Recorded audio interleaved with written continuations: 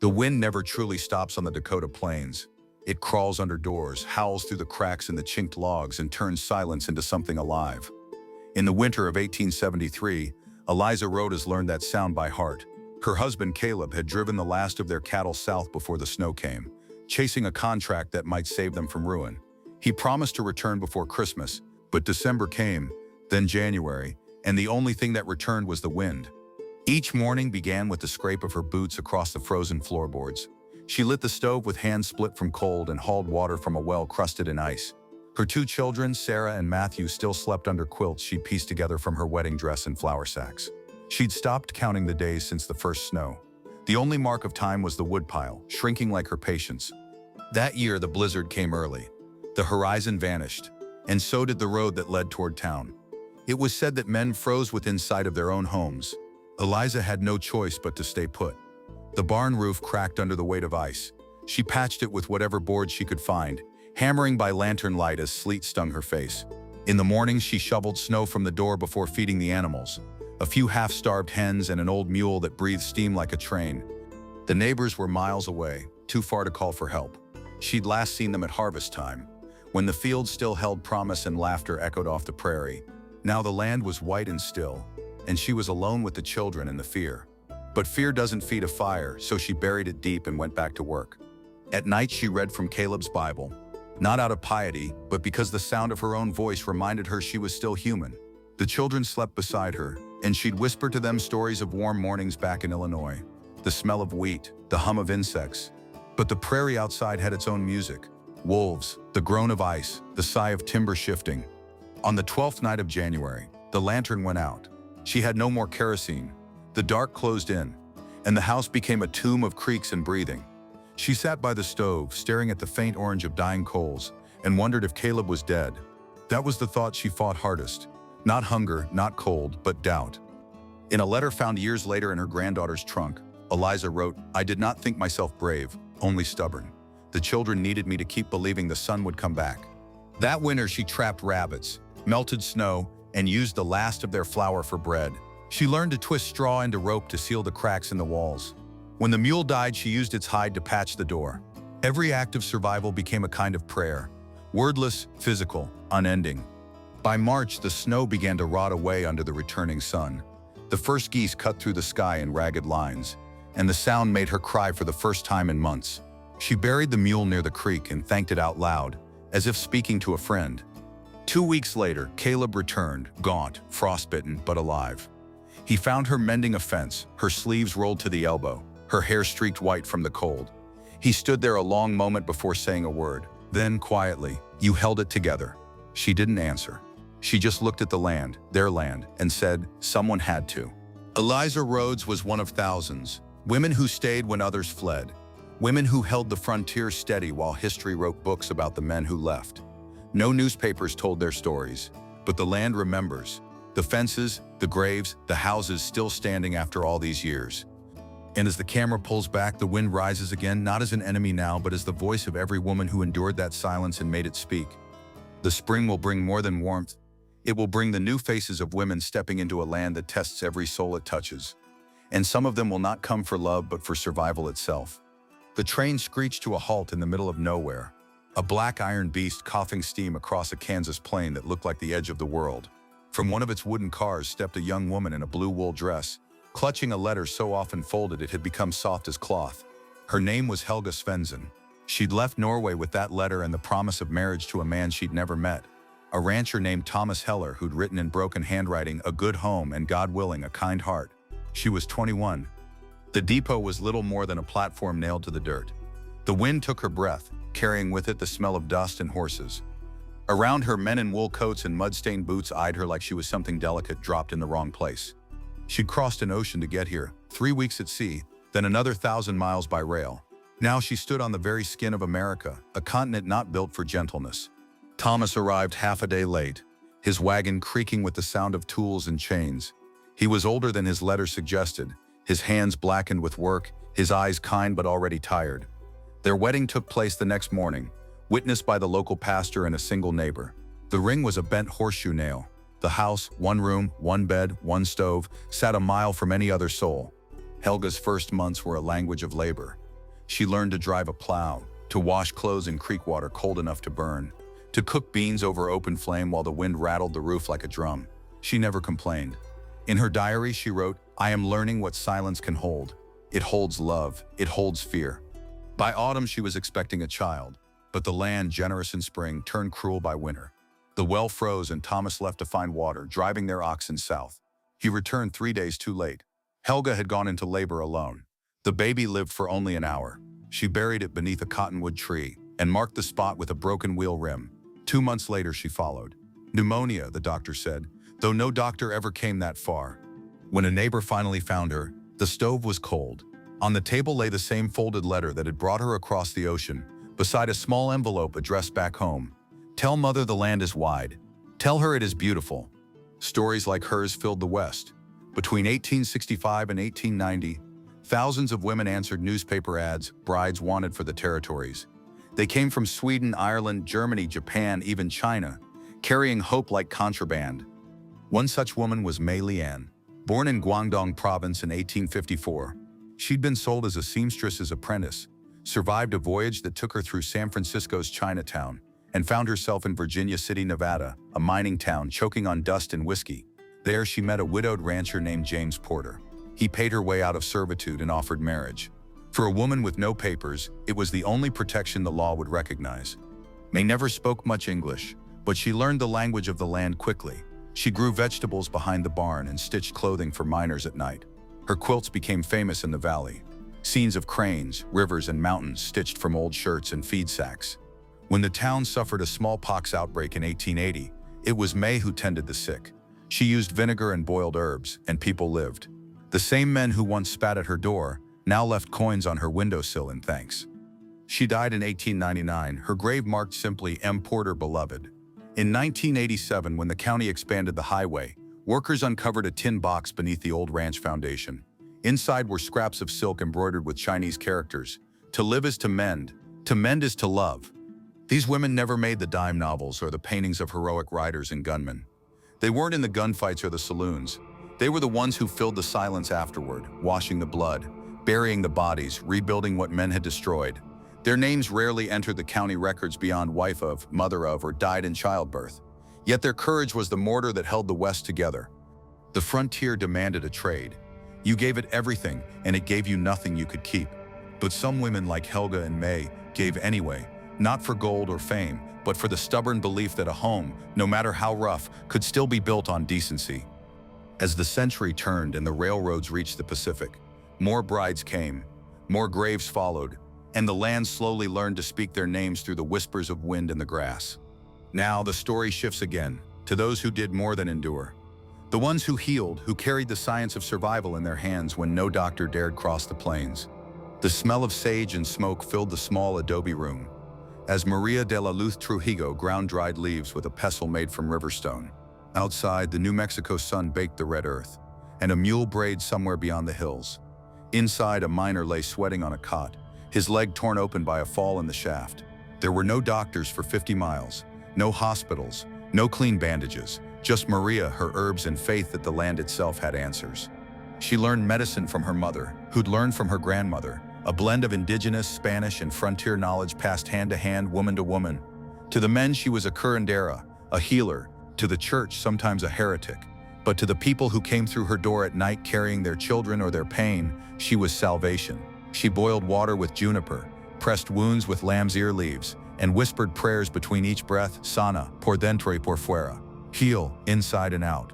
In her ledger, the only record that remains, she wrote, "There are no saints out here, only those who will not watch another suffer."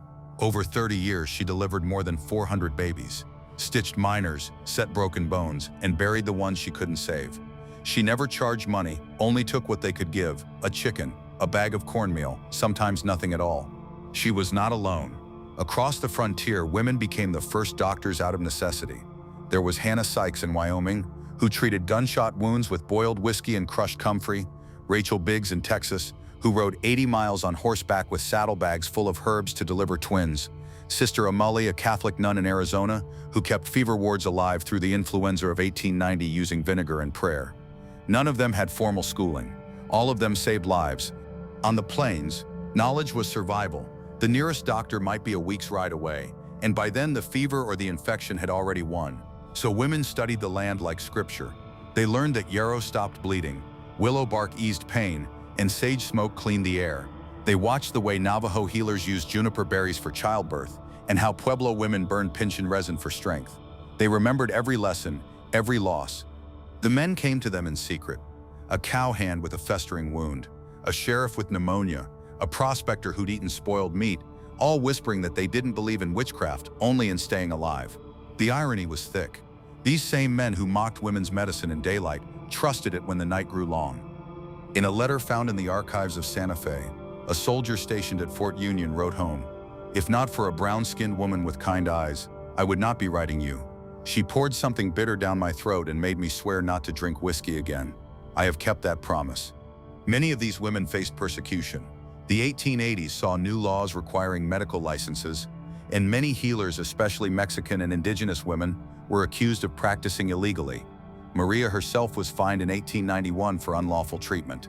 She paid with a handful of silver coins and went back to her work that same day. To her, healing was not permission granted by paper, it was duty. When she died in 1907, her neighbors built a cross over her grave from the bones of a cottonwood tree. They burned sage that day, and one miner said softly, "She knew the earth better than any man I met." Every settlement had a woman like her, some old, some young, all with hands stained by the same work. They were the nurses of a nation that did not yet exist, their medicine the bridge between old worlds and new. Even as railroads brought doctors west, people still whispered for the curandera when the fever rose because they trusted her touch more than science printed in any book. Through their labor, women kept towns alive. They mended flesh and spirit with the same care, teaching their daughters to listen, not only to the pulse but to the wind, the plants and the silence between breaths. That silence was knowledge too.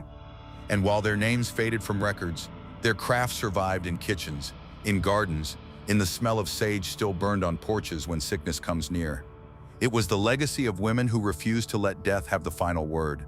Now the story turns to another kind of endurance, not the physical, but the emotional. The words they left behind, scratched in fading ink, revealing what it truly meant to live on the edge of the world. A folded paper carried across 3 states, dirt-stained, smelling faintly of smoke. That was the internet of the 1800s. Words moved slower than winter, but when they finally arrived, they carried whole lives in ink. The women of the frontier, often half forgotten even in their own homes, poured their truth into letters and diaries no one was meant to read. They were not writing history, they were surviving it. In 1856, a woman named Abigail Dorsey wrote from a sod house in Nebraska to her sister in Ohio, "I have learned that a woman can split logs if she must, though she must learn quickly not to cry when she misses." She had buried her first child the week before. The paper shows the imprint of her tears, a water stain dark as a fingerprint. She ended the letter simply, "If the Lord will not send mercy, I will build it myself." Letters like that crossed the continent in leather satchels on horseback, through snow and sand and rain. Some arrived months late, others never made it at all. But for the ones who wrote them, it didn't matter if anyone read them. The act of writing was a tether, proof that they still existed somewhere between loneliness and labor. In the California archives sits a diary belonging to Mrs. Caroline Madsen, a Danish immigrant who kept house outside Sacramento. Her entries begin neat and polite, descriptions of weather, cooking, sewing. Then as the years passed, the handwriting trembles, words spilling free of grammar or grace. The children speak to the chickens now. They have forgotten other voices. I cannot remember what quiet feels like. On the final page, she sketched the outline of a wagon disappearing into the horizon. No caption, just absence. Some letters reveal humor, even defiance. In 1882, Lydia Parker, a ranch wife in Wyoming, wrote to her cousin back east, "You all ask what it is like here. Imagine cooking beans while shooting coyotes with your husband's rifle.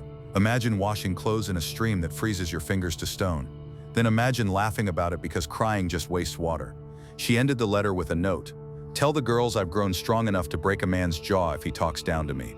There was strength in that ink, a different kind of courage than gunmen carried. Words became their rifles, their proof. They could not change the land, but they could record it. Through them, the prairie spoke not just with wind, but with memory. Sometimes those memories were love stories.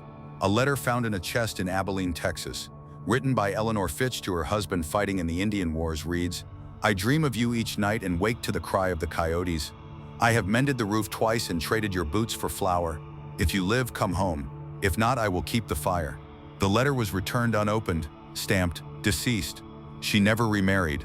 Other letters held rebellion. Sarah Wilson, a widow from Colorado, wrote to a local newspaper in 1891 under the title, "The men get credit, but the women do the work." Her words spread like wildfire through small towns. "We have carried water, birthed children, buried them, and plowed fields while the nation praised explorers.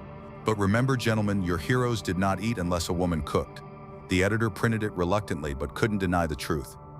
These writings became time capsules of grit and grace. The language may seem fragile, but the meaning is iron. They show how women built inner worlds stronger than the log walls around them. Worlds made of hope, humor, and refusal to disappear. Many of the letters never left trunks or drawers.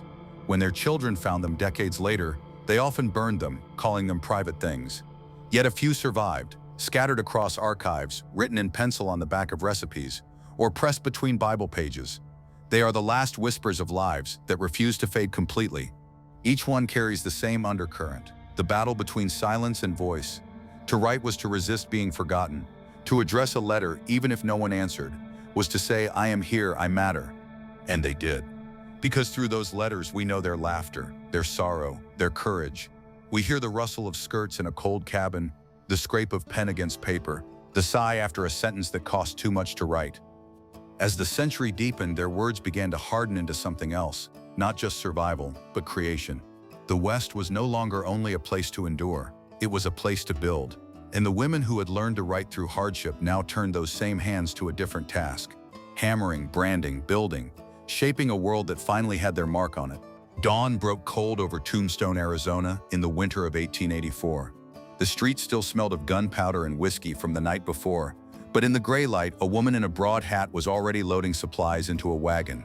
Her name was Nellie Cashman, the Angel of Tombstone, though she never called herself that. She ran a boarding house, cooked for miners, managed a store, and organized rescues for men trapped in blizzards, all while earning more gold than most prospectors dared dream.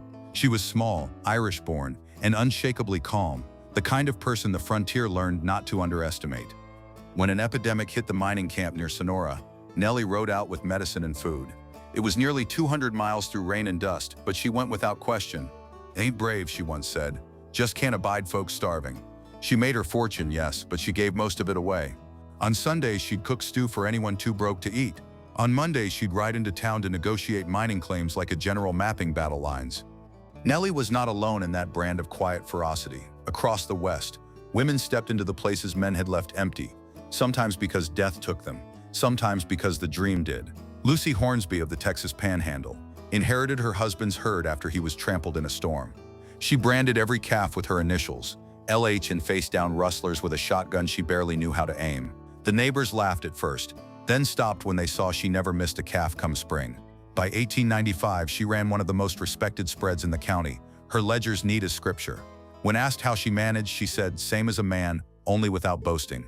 The myth says the West was built by gunmen and drifters, but the truth smells of hay and sweat and smoke from kitchens that never went cold. While legends rode the range, women kept the fences upright. They mended wire, patched roofs, and learned to shoe horses when the blacksmith went missing. They built barns from cottonwood planks, mixed lime for mortar, and dug wells by hand.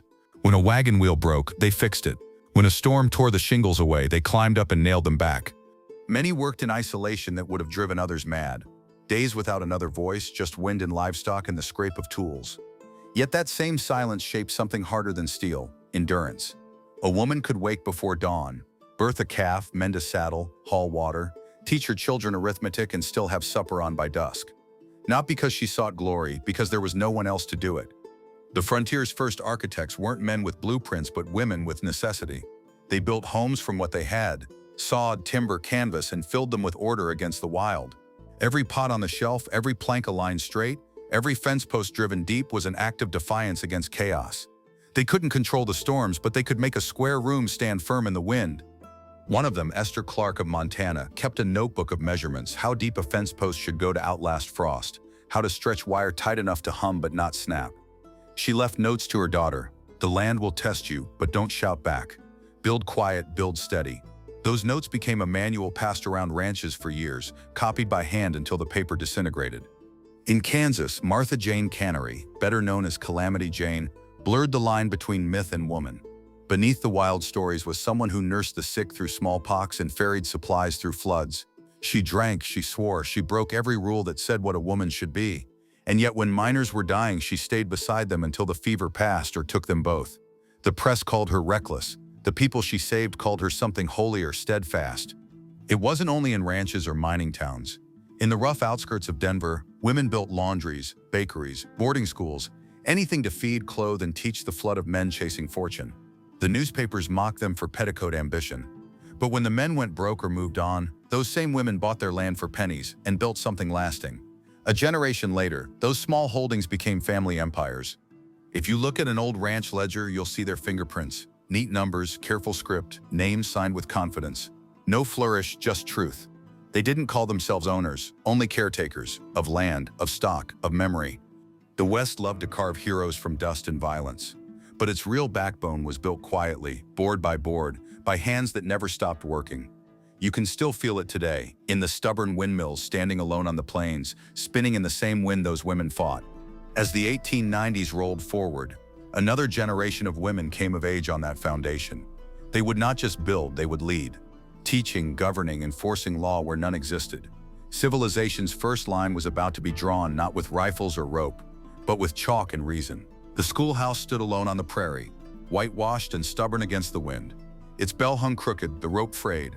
But each morning at 8 sharp, the sound carried over the grasslands like a promise. Inside, Miss Clara Brown lined up her students, a dozen children of ranchers, freedmen, and drifters, and began the day with the same words: "We are not wild here. We are learning to stand upright." She was 23, a widow, and the only teacher for 50 miles. The blackboard was nothing but a sheet of tarred wood. Chalk was precious, paper rarer. Yet Clara taught with a fire that never dimmed. She drilled arithmetic beside a potbelly stove, recited passages from McGuffey's Reader until her voice went hoarse, and patched her pupils' torn clothes between lessons. When storms swept through, she kept the school open, gathering children inside while the walls shook. "Better the thunder outside," she'd say, "than the ignorance within." Her story wasn't singular. Across the frontier, thousands of women like Clara were civilization's thin thread. The teachers who brought letters to children who had never seen a book. They lived on wages that could barely buy coffee, slept in the same one-room buildings where they taught, and faced danger as real as any gunslingers. Some rode horseback through snow to reach remote families. Others fended off drunken cowhands or wild animals. They carried no weapons, only the conviction that words could do more than bullets ever did. In Utah, Martha Hughes Cannon broke an even harder frontier. A trained doctor and suffragist, she became the first woman state senator in American history in 1896. When the newspapers asked if she thought herself equal to a man's task, she replied no, only equal to the work that must be done. She introduced laws for public health, education, and labor safety, practical measures drawn from the same instinct that drove frontier women to mend what was broken instead of waiting for help. And then there were the law keepers, not the sheriffs from dime novels, but the quiet ones who enforced order in ways no badge could. In boom towns where whiskey ran thicker than water, it was often women who brought the first rules. Abigail Parker, saloon owner in Montana, banned guns from her bar after her husband was killed in a drunken fight. The miners laughed until she emptied their pockets with card games she dealt herself. "You play by my rules," she said, "or you drink somewhere else." By the end of the year, every other saloon in town had followed suit. Women like her didn't wear stars on their chests, but they carried something sharper: authority earned through necessity. They organized Sunday schools, demanded decency laws, founded libraries, and made sure the towns that grew from dust didn't sink back into it. The West was full of contradictions, lawless yet craving order, untamed yet desperate for structure. These women gave it that backbone. One lesson, one rule, one refusal at a time. A traveling journalist in 1892 wrote, "Every man I meet claims to have tamed this country, but it is the schoolmistress who holds the wild at bay." Clara Brown lived to see her first student, a boy who once came barefoot to class, become the county's clerk. When he brought her a copy of the Constitution she taught him to read, she wept quietly and said, "Then I have done my work." She died the following spring. Her schoolhouse later turned into the town's first courthouse. The bell still rings, long after her voice faded. Education and law, they were twin pillars rising from the same soil of survival. One taught children how to think, the other taught grown men how to live among each other without killing. And in both it was women who stood guard, holding back the old chaos with nothing but patience and principle. As the century drew to a close, their lessons spread beyond towns and farms. The frontier was shrinking, the maps filling in, but new borders were being drawn, not on land, but in the hearts of nations. And at that line stood others like them, women born of two worlds who carried the knowledge of both and paid the cost of holding them together. The snow along the Yellowstone River was red that morning in 1878. The soldiers had come again, this time not for battle, but for the land itself. Among the camps of the Northern Cheyenne, a young woman named Pretty Nose tended to the wounded with strips of buffalo hide and boiling sage water. She had already seen 3 wars by the time she was 20. Her braids were wrapped in red cloth, the mark of a warrior, though her weapon was not a rifle but endurance. Pretty Nose had marched with her people through the frozen plains, seen mothers carrying infants wrapped in rags of fur, their footprints vanishing in the drifts. She carried no hatred, only memory, a sharper tool than any blade. When the fighting stopped, she served as a nurse at Fort Keogh, treating both soldiers and her own tribe. The officers called her the Indian woman with the gentle eyes. To her people, she was proof that survival could be both resistance and grace. Her story was not singular. Across the continent, Native women stood at the fracture where old nations met the new America. They were interpreters, healers, warriors, teachers, bridges built of flesh and patience. One of them, Sarah Winnemucca, born of the northern Paiute, traveled the West giving lectures in English in her native tongue, pleading for fair treatment of her people. In 1883, she published Life Among the Paiutes, one of the first books ever written by a Native American woman. Her words burned through the polite fabric of white society. We ask only for what was promised, peace, and a chance to live as we once did. She was educated by missionaries but refused to be their tool. She wore buckskin dresses to lectures in Boston halls, speaking of broken treaties and lost children. The crowds called her exotic. She called herself tired. Still, she never stopped talking. Her father had once told her, if you do not speak, others will speak for you. She took that as gospel. The West had made saints of men with guns and graves, but these women fought quieter wars against erasure, against shame, against the silence history tried to force upon them. They carried culture in songs, recipes, and the memory of land. When the U.S. government cut the hair of Native girls in boarding schools, those girls whispered their languages to each other at night, teaching the words again before dawn. The tongue is a seed, one Lakota girl wrote in 1901, and they cannot burn them all. At Fort Shaw, Montana, a group of young Native women formed a basketball team under the government's new civilizing schools. They called themselves the Daughters of the Prairie. In 1904, they traveled to the St. Louis World's Fair and defeated every white team they faced. Newspapers didn't know what to call them, not warriors, not girls, something in between. But the truth was simple.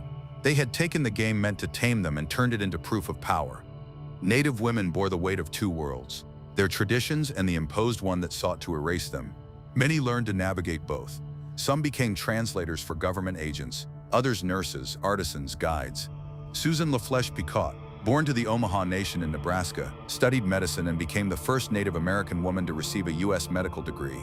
She opened a hospital on her reservation in 1913, funded entirely by donations she gathered through letters.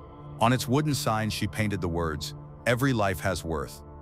Yet even as some found a foothold in both worlds, others were consumed by the weight of transition. Displacement broke more than treaties. It broke families, stories, and belief. But the women held on. They taught their children to remember the songs of the rivers, the stories of the stones, the prayers to the sun. Beneath the oppression of forced progress, they buried the roots of continuity, deep, unbroken, patient. When Pretty Nose grew old, she watched her grandsons march off to fight in World War II, wearing the same uniform as the soldiers who had once driven her people from their homes. One of them carried her photograph in his pocket. She lived long enough to see him return, and when he saluted her, she stood straight and returned it, her eyes bright as coals. In that gesture, 2 centuries met without a word spoken. The story of the Native women of the West is not one of defeat, but of endurance, an endurance that shaped America's conscience even as it tried to silence theirs. Between 2 worlds, they stood as the living bridge that refused to fall. But the storms of the frontier were not yet done. Fire, drought, and ice would come next. Not as battles between peoples, but between humankind and the earth itself. And once again, it would be women who held the line when nature came to test what they had built. The wind came first, a low moan rolling across the plains like something alive. And then the snow, thick and relentless. By dawn on January 12, 1886, the world beyond Hannah Dyer's farmhouse had vanished into white. Her husband had been dead 6 months, crushed beneath a wagon during harvest, leaving her with 3 children and 60 head of cattle. When the storm hit, she tied a rope from the house to the barn so she wouldn't lose her way. She wore her husband's coat, The sleeves rolled and stepped into the storm carrying a lantern that flickered against the wind like a last heartbeat. The blizzard would later be called the Great Die-Up. It killed half the cattle across the northern plains, ended fortunes and broke men who'd once thought themselves indestructible. But Hannah refused to let her herd die. For 3 days she dug through drifts taller than a man, breaking ice with the back of an axe, calling the cattle by name so they would follow her voice. She found them huddled near the creek, their hides frozen stiff, eyes glazed with frost. She wrapped gunny sacks around their necks and drove them toward the barn one by one. Her eldest boy kept the lantern high. Her youngest cried from the cold, and Hannah never stopped moving. By the 4th day, 24 cattle lived. The rest were buried beneath the snow. When the thaw came, the plains smelled of death, but those who survived called her the widow who beat the storm. She never used that name herself. She just said, "You either fight or you freeze." That year the drought followed. The grass never recovered, the wells turned to dust, and men spoke of leaving. Women didn't have that luxury. They stayed because leaving meant losing everything. Across Nebraska and the Dakotas, widows and wives kept ranches alive with the sheer will of their hands. They dug new wells with shovels, planted rows of hardy corn in soil cracked like pottery, and traded recipes for survival instead of gossip. Flour was mixed with ground seeds, coffee stretched with roasted barley. One woman, Louise Henning, kept a journal through the drought of 1889. "The wind is a thief," she wrote. "It takes the topsoil, the water, the sound of my voice. Still, I light the stove each morning." Her neighbors said she could smell rain before it came, though sometimes weeks passed before the sky listened. Nature was no gentler to those farther west. In California's San Joaquin Valley, the fires of 1894 roared through ranchlands without warning. Families had an hour to choose what to save. One survivor, Amelia Boyd, a blacksmith's wife, wrote that she took the anvil instead of her furniture, because it was the only thing heavy enough to make me believe this place was real. She and her husband rebuilt from ash using tools half melted by heat. When the state offered no aid, it was women who organized the first relief wagon trains, collecting food and clothing from towns untouched by the flames. Frontier women learned to read the moods of the earth the way others read scripture. Every gust, every shadow on the horizon, every scent in the wind. They learned when to stay, when to move, when to pray, and when to curse the sky itself. And through each trial, they found a hard kind of grace. The acceptance that control was an illusion, but endurance was a choice. The 1886 blizzard ended more than herds.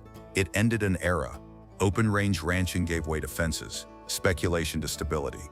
When the men left broken by loss, the women remained to rebuild, barbed wire in hand. They mended not only fences, but the rhythm of the land itself. Hannah Dyer never remarried. By the turn of the century, her surviving cattle had multiplied into a herd strong enough to pay off every debt. When neighbors came seeking advice, she'd smile and say, "Bury your dead, count your living, and start again." Her words spread farther than she ever traveled. Those years carved deep lines across the faces of women on the plains. Photographs show them standing before barns that leaned like tired shoulders. Their expressions neither sad nor proud, only certain. They had faced the storm, the fire, the hunger, and still stood. Behind them, the children stared straight at the camera, eyes full of the same defiance. Out of those winters and summers came a new kind of order, a discipline of survival that demanded more than brute strength. It demanded community faith and an unspoken understanding that civilization could only stand if someone kept it from falling apart in the dark. And when that structure began to take shape, it was often held together not by nails or wire, but by the hands of women who refused to surrender. Now, as the land begins to heal, a quieter battle emerges, not against nature this time, but against the wildness of men. In the towns that grew from these struggles, women would soon turn their endurance towards shaping society itself in churches, halls, and saloons, the twin hearts of morality and vice that define the Western soul. Sunday mornings in Dodge City began with two kinds of bells, one calling the faithful to church, the other calling gamblers to whiskey.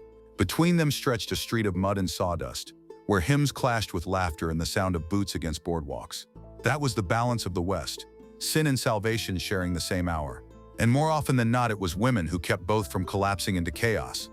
They built the churches first, not grand cathedrals, just plain wooden boxes with steeples that pointed like fingers to the sky. The men had built the saloons because they needed escape. The women built the churches because they needed reason to stay. Anna Parsons, wife of a miner in Leadville, Colorado, led one of the first congregations there in 1879. She had no formal training, only a cracked Bible and a voice steady enough to silence a room. On weekdays, she cooked for the miners. On Sundays, she spoke to their souls. When the saloon across the street played music to drown her out, she opened the windows wider and sang louder. "Let them hear," she told her choir. Let them remember there's more than the sound of a coin hitting wood. Across mining towns and cattle settlements, women's societies began to appear, sewing circles that became relief committees, then temperance groups, then political clubs.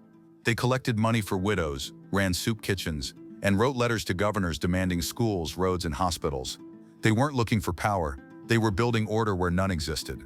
But order took many forms. Mary Fields, known as Stagecoach Mary, carried a different kind of gospel. Born into slavery in Tennessee, she made her way west after the Civil War and became the first black woman mail carrier in Montana.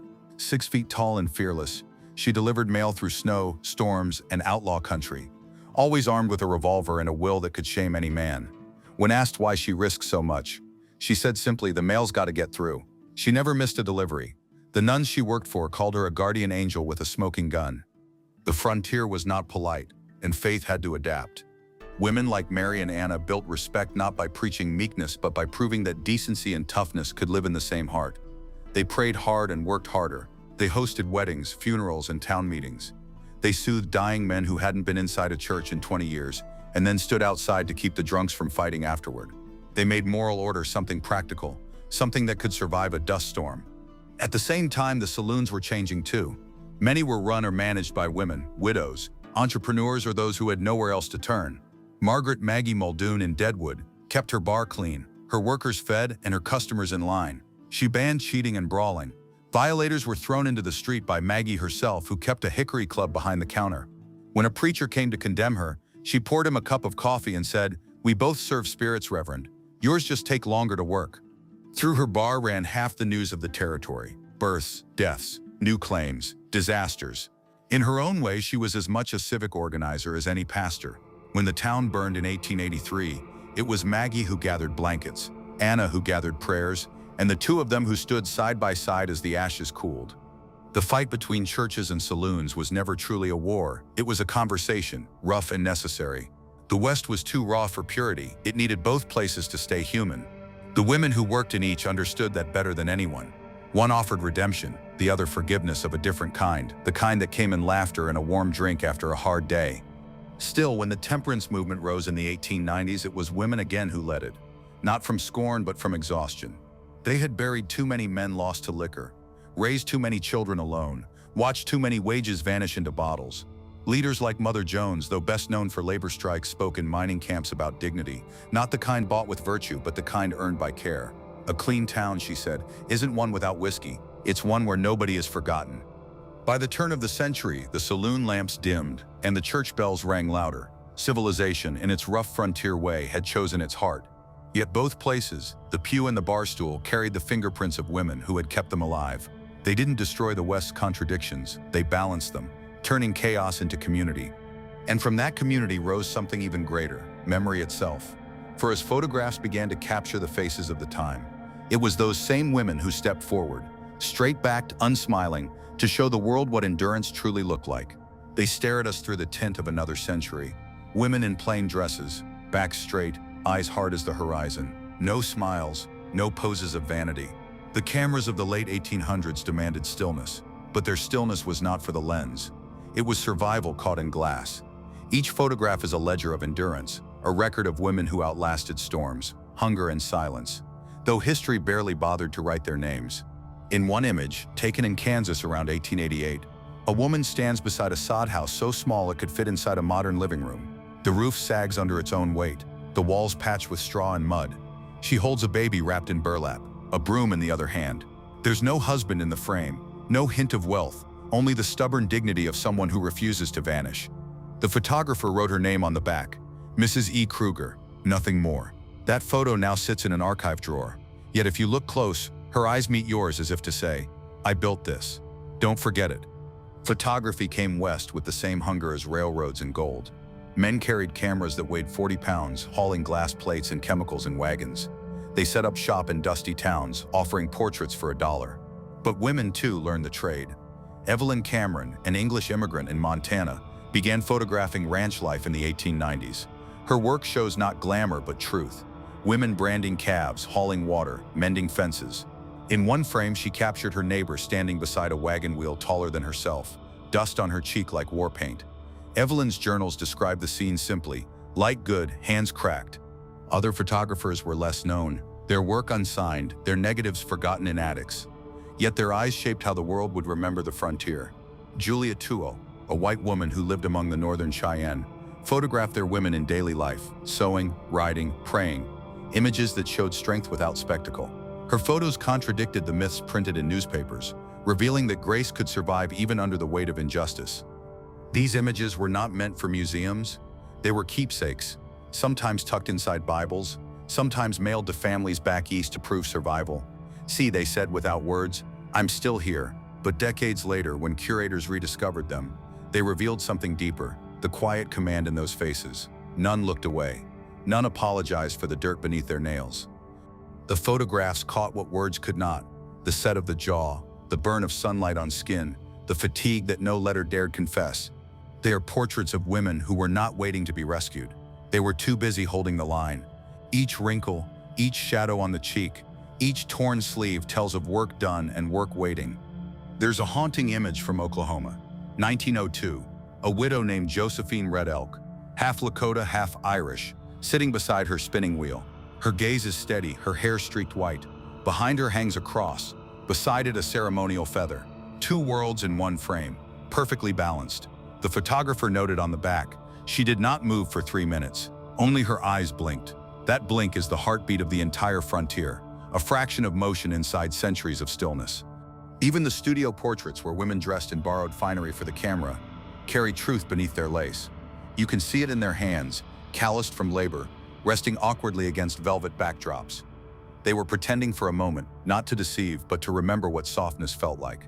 By the early 1900s, when electricity reached the plains, photography became faster, lighter. Children smiled in pictures for the first time, but the older women rarely did. They'd learned that life could change in the space between one photograph and the next: a drought, a death, a winter too cruel to name. Their unsmiling faces were not sorrow, but caution. A photograph, for them, was not an escape, it was proof. Today, those glass plates sit in archives, their edges chipped, their subjects anonymous.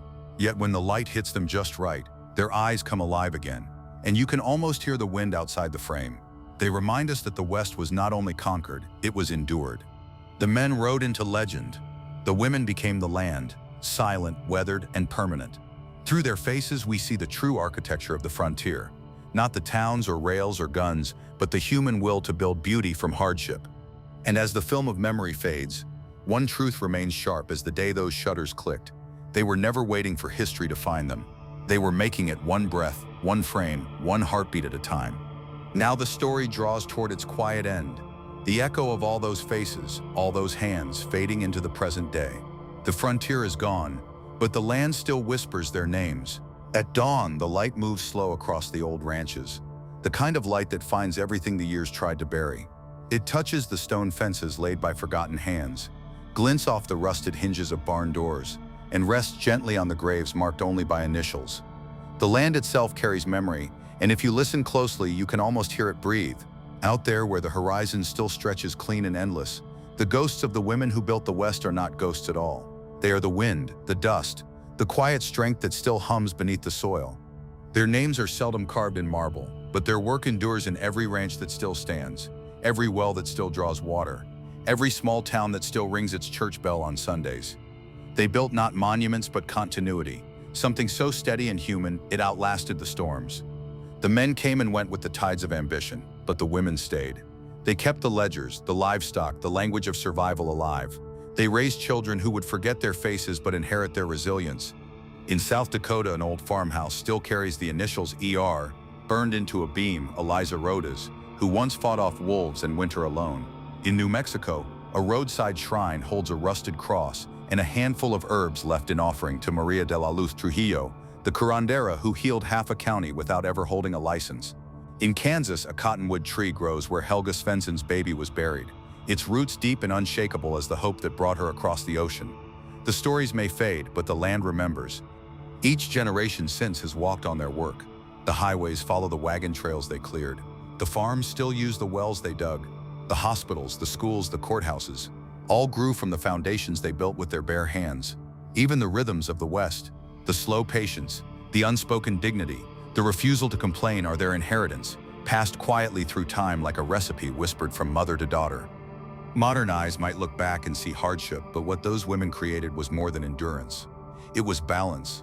They taught a young nation that civilization is not born of conquest but of care, that the strength to build also demands the strength to stay. They proved that courage does not always roar. Sometimes it sings lullabies to hungry children, or keeps a lamp burning through the longest night. In the photographs, their faces never smiled, but that was because they were busy holding up the sky. Every crease around their mouths was a record of laughter used sparingly. Every shadow under their eyes a testament to nights spent keeping fires alive. And though history turned them into footnotes, the truth is this: the West was not built by the men who left in search of glory. It was built by the women who stayed when glory was gone. Now the prairie grows quiet again. The wind passes through the wheat fields.